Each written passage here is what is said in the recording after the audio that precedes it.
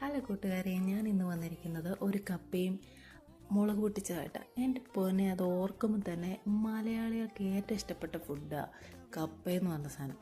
അതിൻ്റെ കൂടെ ആണെങ്കിൽ കുറച്ച് മുളക് പൊട്ടിച്ചും കൂടെ ആകുമ്പോൾ അടിപൊളി. കുറച്ച് മുളകും കുറച്ച് ചുവന്നുള്ളിയും കൂടെ മിക്സിയിലോ അല്ലെങ്കിൽ ഇടികല്ലിലോ ഒന്ന് ചതച്ചെടുത്തതിന് ശേഷം കുറച്ചുപ്പും കുറച്ച് എണ്ണയും കൂടെ ഒഴിക്കുമ്പോൾ തന്നെ ആ മണം, എൻ്റെ പൊന്നെ, പറയാൻ പറ്റത്തില്ല. അതിൻ്റെ ആ ഒരു മണം വരുമ്പോൾ തന്നെ നമ്മുടെ വായിലിങ്ങനെ വെള്ളം വരും.